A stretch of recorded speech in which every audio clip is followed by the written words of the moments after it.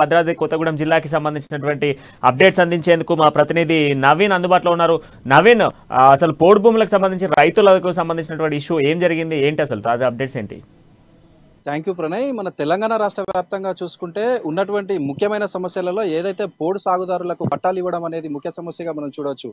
ఏదైతే ఇప్పుడు మన తెలంగాణ రాష్ట్రంలో అనేక చోట్ల కూడా ఈ యొక్క పోడుదారులకు ఫారెస్ట్ అధికారులకు అనేక చోట్ల ఘర్షణలు జరిగాయని కూడా మనం చూసుకోవచ్చు. కొద్ది రోజుల క్రితం భద్రాద్రి కొత్తగూడెం జిల్లాలో ఏదైతే గొత్తికోయలకి ఫారెస్ట్ అధికారులకు ఈ పోడు భూముల పరంగానే ఘర్షణ జరిగి హత్య కూడా జరిగినట్లు మనం చూసాం కూడా.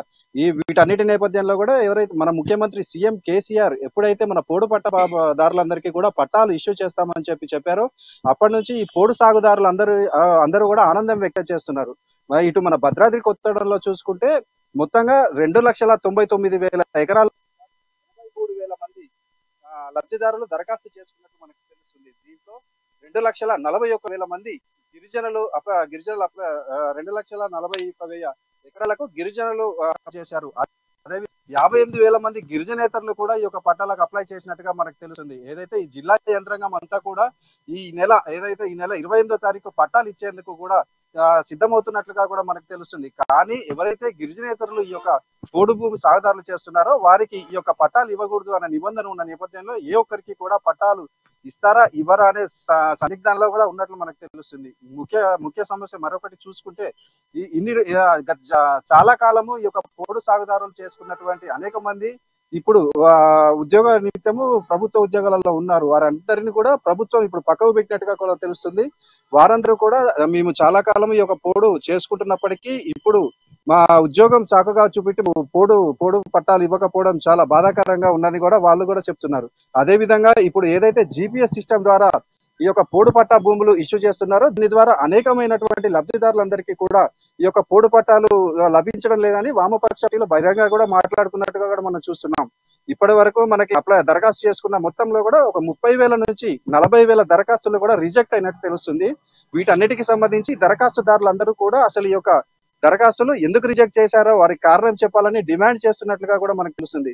అయితే ఇప్పటి వరకు దరఖాస్తు చేసుకున్నటువంటి లబ్ధిదారులందరూ కూడా ఈ యొక్క పోడు పట్టాలు ఎవరికి వస్తాయి ఎవరికి రావు. అయితే ఇంకొక ప్రధాన సమస్య చూసుకుంటే ఓన్లీ మొదటి దఫాకు సంబంధించి 1,37,000 దరఖాస్తులను మాత్రమే అధికారులు పరిగణలోకి తీసుకొని వారికి పట్టాలు ఇవ్వడానికి సిద్ధమవుతున్నట్లుగా తెలుస్తుంది.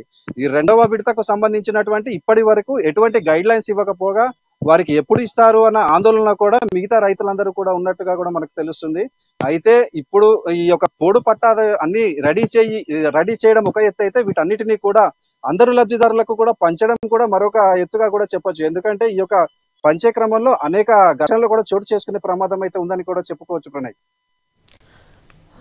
నవీన్, అదేవిధంగా ఇప్పుడు దాదాపుగా కూడా 58,000 అప్లికేషన్స్ 58,000 ఎకరాలకు సంబంధించినటువంటి అప్లికేషన్స్ మనకు కనబడుతున్నాయి. దాదాపు కూడా 1,700 మంది దాదాపు 17,000కు సంబంధించి కూడా అప్లికేషన్స్ మనకు కనబడుతున్నాయి. సో ఈ నేపథ్యంలో కేవలం ప్రభుత్వం 44,000 ఎకరాలకు మాత్రమే పట్టాలు శాంక్షన్ చేస్తామని చెప్పడం పట్ల అక్కడ ఉన్నటువంటి పోడు భూమి రైతులు ఏం చెప్తున్నారు? గత కొంతకాలంగా వారి తాతల తండ్రుల నుంచి కూడా అక్కడ వ్యవసాయం చేసుకుంటూ జీవనాన్ని కొనసాగిస్తున్నటువంటి వాళ్ళందరికీ సంబంధించి మరి రెండో విడతకు సంబంధించినటువంటి అప్డేట్స్ ఇవ్వకపోవడం పట్ల అక్కడ ఉన్నటువంటి రైతాంగం ఏమంటుంది?